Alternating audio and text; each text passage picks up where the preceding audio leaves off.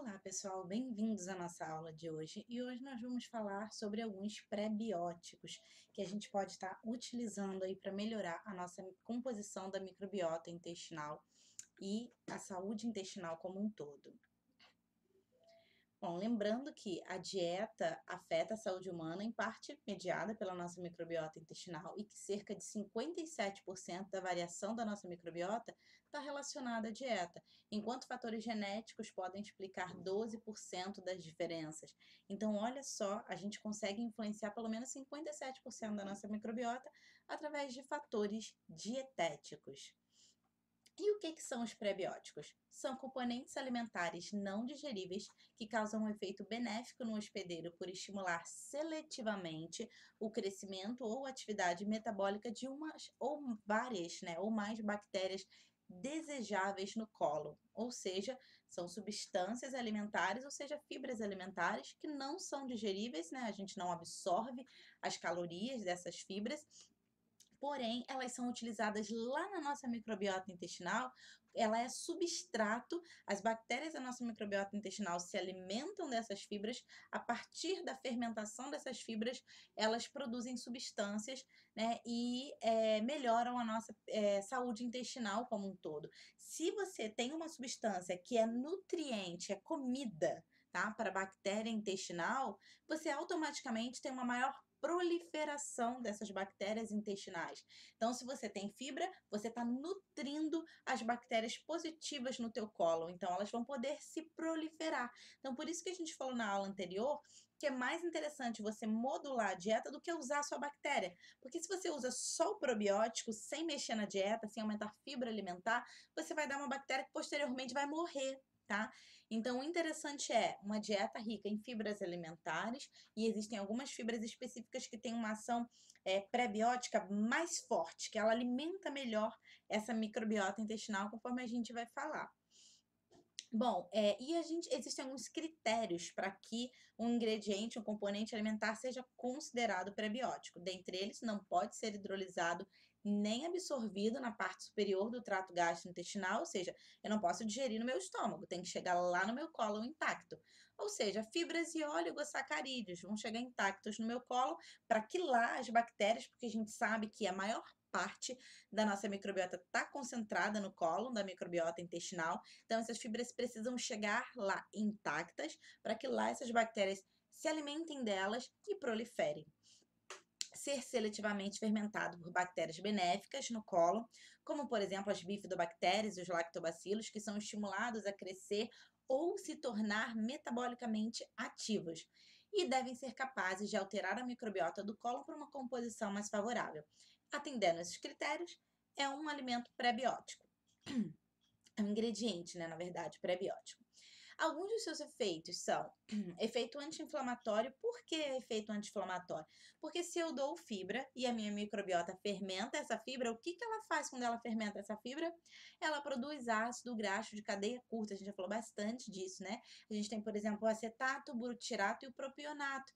Butirato é um alto ácido graxo aí anti-inflamatório. Então, a gente tem substâncias que a nossa bactéria produz, a nossa bactéria intestinal lá no cólon, que vão ter ação anti-inflamatória não só no intestino, mas também sistêmica, porque esses ácidos graxos vão para a minha circulação também. Eu tenho a melhora da integridade da minha mucosa intestinal a partir desses prebióticos, a melhora da minha barreira intestinal e redução de substâncias inflamatórias. Então, quando você administra um prebiótico, você tem uma melhora na composição dessa microbiota intestinal, favorecendo as bactérias bifidogênicas, que vão fermentar essa fibra alimentar. Eu vou ter produção de ácidos graxos de cadeia curta. Essa produção de ácidos graxos de cadeia curta e essa redução de substâncias inflamatórias a partir desses ácidos graxos melhora a minha protege, reduz a minha permeabilidade intestinal, melhorando a minha mucosa intestinal, evitando que essas junções firmes do meu intestino se afastem, melhorando a integridade dos enterócitos como um todo. Eu tenho também alguns trabalhos que associam com redução de peso, aumento da saciedade, afinal a própria fibra ela ocupa volume, fora que a gente tem também o aumento da GLP-1, que aumenta também a saciedade, redução da inflamação, esteatose, da resistência à insulina e parece também no tamanho desses adipócitos. Eu tenho também redução de lipopolissacarídeo, conforme a gente já falou várias vezes aqui, né, na minha circulação, e esse LPS na minha circulação é altamente inflamatório. Então, eu tenho vários efeitos metabólicos, na verdade, não só da fibra, mas das substâncias que a minha microbiota produz com essa fibra alimentar. Então, dieta rica em fibra é fundamental.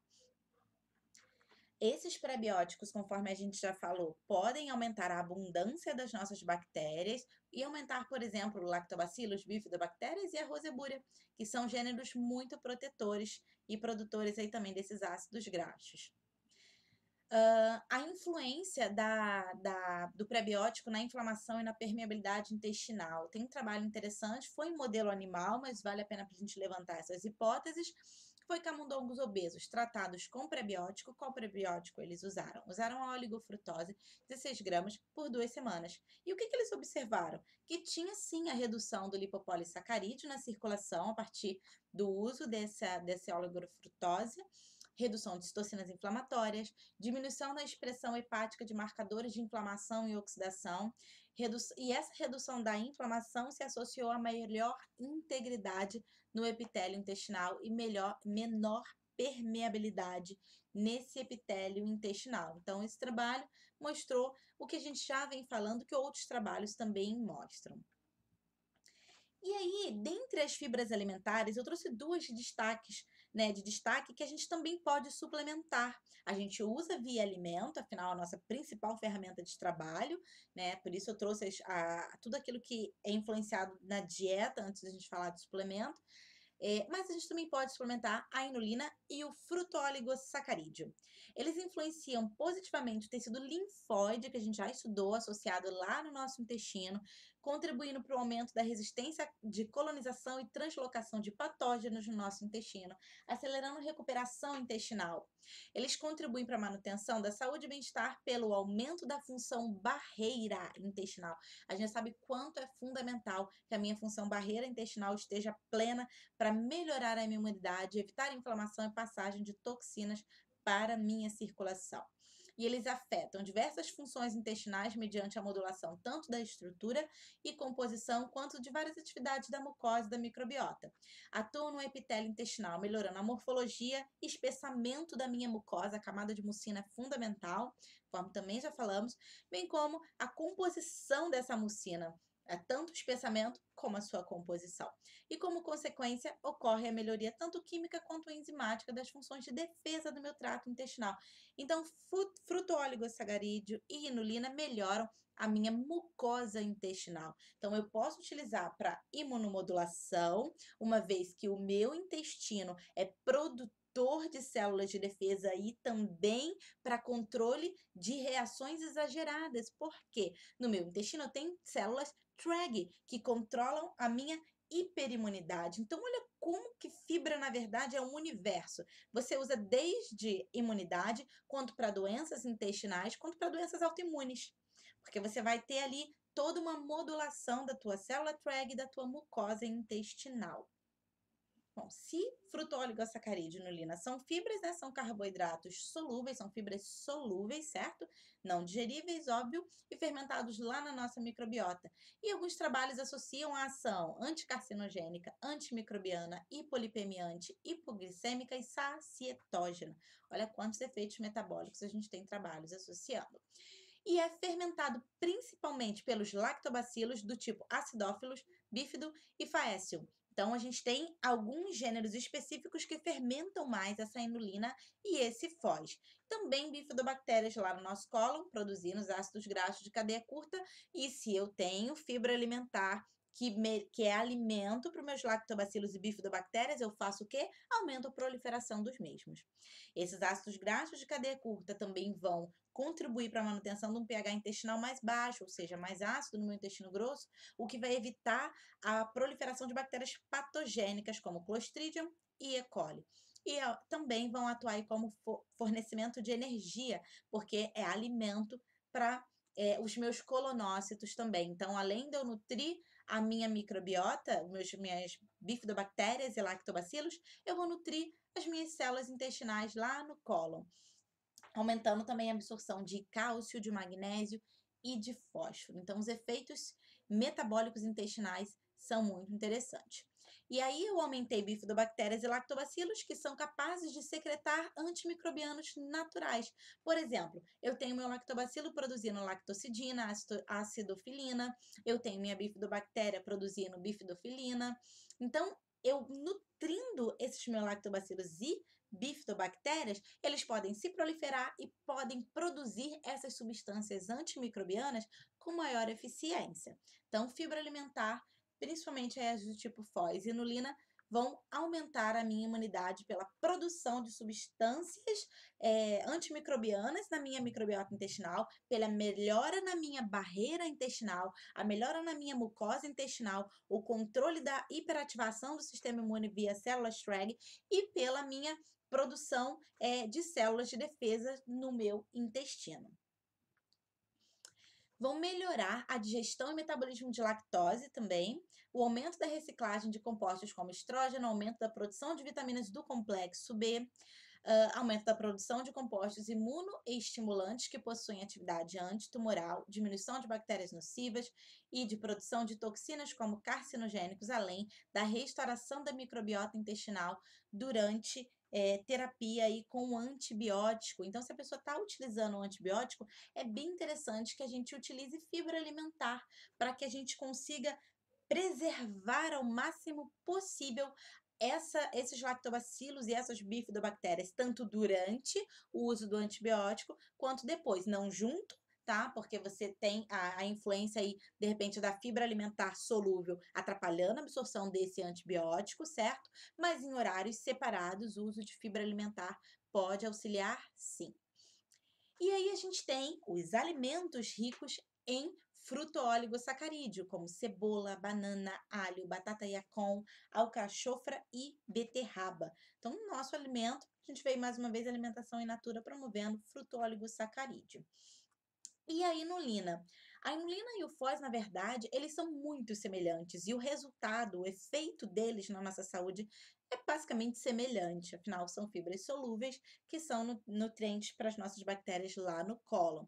Essas semelhanças, na verdade, ela química e nutricional, ela é consequente da estrutura básica que é comum. Só tem uma diferença no tamanho. O fruto oligosacarídeo vai ter de 3 a 10 monossacarídeos, enquanto a inulina vai ter mais de 10. Então, basicamente, a ação deles é equivalente. E aí a gente vem aqui quantificar. Tá bom, professora, tudo bem, eu já entendi, tem no alimento, mas quanto, né? Quanto que tem no alimento? Isso não tem na tabela de alimentos, não tem na TACO, não tem na Unifesp. E aí a gente vai buscar o quê? Artigos. Lembrando que a composição de um alimento depende do solo, depende da época, porém esse trabalho interessante avaliou aqui inulina e fruto-oligosacarídeos. Vamos dar uma olhada aqui, por exemplo, na raiz de chicória. Ela tem de 15 a 20% do peso dela fresco, tá? Não é desidratado nem pó de inulina e de 5 a 10% de oligosacarídeo. A batata yacon, que ela é excelente, é pouquíssimo calórica, também riquíssima nessas fibras.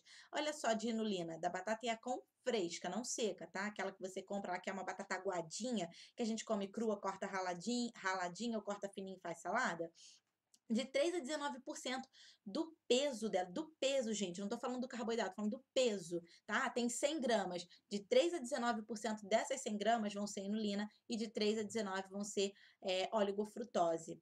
Então, a gente tem uma quantidade muito boa de fibra alimentar. E aí a gente tem outros alimentos aqui também, o alho, banana, alcachofra, enfim. E aí, quando você desidrata o alimento, a concentração de fibra ela aumenta, porque você tira a água, né? Imagina quanto você vai usar de batata yacon desidratada para fazer o pozinho. Vai usar, sei lá, 1 quilo para fazer 20 gramas, 100 gramas, né? E aí teria que avaliar. Mas enfim, você tirou a água, você concentrou esses compostos ali de fibra nesse alimento. Então, a gente pode também utilizar alguns alimentos em pó. Por exemplo, para temperar, alho desidratado e cebola desidratada, que a gente compra em flocos, por exemplo, em casa de produto a granel, para usar como tempero, também é uma excelente opção. É claro que não vai falar para o seu paciente usar só alho em pó, porque vai ter mais inulina e fruto-oligosacarídeo. Porque o cru, por exemplo, ele vai ter mais substâncias, aí mais alicina, que também vai aumentar a nossa imunidade. Agora a gente vai falar numa aula lá na frente. Então, na verdade, o que que é nutrição, gente? É um equilíbrio. É um equilíbrio. Porque o desidratado vai ter mais de uma coisa, mas o fresco vai ter mais de outra coisa. Falando especificamente de inulina e foz, então aqui, ó, extrato seco, pó, desidratado, por exemplo, o alho desidratado já tem de 22 a 40% da sua composição dessas prebióticos, né, de inulina, fruto-oligosacarídeo. E o alho poró desidratado de 18 a 60%. Então, alho poró em flocos, alho em flocos ou o desidratado em si. Por que essa variação tão grande? Porque depende muito do solo, da época do plantio, de uma série de coisas. Na verdade, até os micronutrientes, a gente sabe que não é bem assim quando você olha aí na tabela. Depende muito de como foi plantado. A gente vai falar ainda à frente até de alguns micronutrientes. Então, depende de uma série de fatores. Por exemplo, alimentos que estão na época, eles tendem a ter uma composição nutricional mais rica, porque você não está forçando a terra para produzir um alimento que não está na época dela gerar. Então, às vezes, tem mais micronutrientes. Por isso que a gente fala, prefiro alimentos da época que são mais nutritivos. Enfim. E aí, quanto que a gente utiliza? Né? A gente já sabe que tem lá no meu alimento, ó lá, eu vou usar ó, batata, cebola, né? Batata yacon, alcachofra, beterraba, alho, banana. Mas se eu precisar suplementar, vamos supor que seu paciente esteja usando antibiótico, ou você notou que ele tem sintomas intestinais, ou você queira começar uma imunomodulação a partir do intestino, né? Porque se você não trata o intestino, não adianta você suplementar tudo que eu vou falar depois. Se você tem um intestino desequilibrado, se você tem um intestino que é um paciente com constipação crônica, ou diarreia, ou muitos gases, ou que come qualquer coisa e tem dor estomacal, estufamento, o intestino dele não tá legal. Provavelmente ele tem uma desbiose, né? Você não precisa fazer um exame específico para ver se ele tem toda a clínica e a clínica ela é soberana, ele tem algum desbalanço no intestino dele. É claro que dependendo do que for, ele vai investigar com gastro, mas na nutrição a gente já pode modular, certo? Então, se você identificar que é um paciente que consome pouca fibra na dieta, porque se você calculou o plano alimentar e deu lá 35 gramas de fibra, uma dieta que tem bastante fibra, e ele está seguindo, talvez não seja necessário você suplementar a fibra alimentar. Mas se é um paciente que não está seguindo, que não está conseguindo comer vegetais, sementinhas, afinal a gente pode usar chia, linhaça, gergelim, semente de abóbora, semente de girassol, a gente pode usar sementinhas que são super ricas em fibras, optar pelo farelo de aveia ao invés da aveia em flocos, porque o farelo também tem mais fibra. Se você está conseguindo fazer tudo isso dentro da dieta dele, talvez você não precise suplementar. Mas se ele não está seguindo, se ele não faz, talvez a suplementação seja boa de se utilizar como estratégia. Então, a gente tem aí a quantidade de 4 gramas de foz ao dia parece ser suficiente para a otimização da ação bifidogênica e a gente tem trabalhos que chegam até 12 gramas ao dia de foz. E a gente pode manipular, se a gente for suplementar probiótico, que vai ser assunto da nossa próxima aula, a gente pode utilizar o probiótico, Lactobacillus bifidobacterias, com algumas cepas específicas, associada a esse fruto-oligosacarídeo, né? Então, assim, gente, quando ele está falando aqui o trabalho, o artigo está falando de 4, 12 gramas ao dia, está levando em consideração o alimento, tá? Então, tu não vai suplementar 10 gramas ao dia de foz. Você vai, de repente, ter aqui, ó, flatulência e diarreia. Tá? Às vezes aqui está dizendo que mais de 15 gramas ao dia, associando alimento e suplemento, mas tem gente que pode ser mais sensível, tá? E tem pessoas que você suplementa a fibra e tem muito desses sintomas de gases, então a gente tem que observar, sempre comece com uma dose mais baixa, sempre comece com uma dose de menor e vai avaliando para ver se você precisa aumentar essa fibra ou não. Infelizmente, a gente não tem como calcular dentro da dieta o quanto está de foz e de inulina. A gente só consegue ver fibra na hora que a gente pega lá o nosso software e calcula o plano alimentar. Seria ótimo, né, se a gente conseguisse, se houvessem tabelas de alimentos já separando foz e inulina e isso fosse para o sistema para a gente conseguir separar. Como não tem como, né, separar, se você tem uma dieta rica em fibras, automaticamente ela vai estar rica em fruto-oligosacarídeo. Então, a gente pode utilizar aí em torno de 4 gramas ao dia em sachêzinho, ou se você vai associar com lactobacillus, você pode usar até 500 miligramas dentro da cápsula de lactobacilo, porque aí você já tem o nutriente para esse probiótico descendo aí para a suplementação. E a inulina, um estudo mostrou que é possível atingir uma ingestão mínima de 9 gramas ao dia de inulina e uma ingestão média de 15 gramas ao dia de inulina consumindo vegetais fontes. Então, olha só, parece que a dieta pode te dar em torno de 10 gramas ao dia de inulina. Então, a gente já consome com uma dieta rica em vegetais. No geral, o consumo de uma dieta naturalmente rica em frutanos, ou seja, a partir do alimento, foi bem tolerada no estudo deles, pois eles não observaram sintomas intestinais, exceto mesmo assim teve aumento da flatulência, o que retornou ao nível basal após 3 semanas de intervenção. Vocês vão observar isso, suplementação de probiótico e fibra, no começo, geralmente dá um pouco mais de flatulência, tá?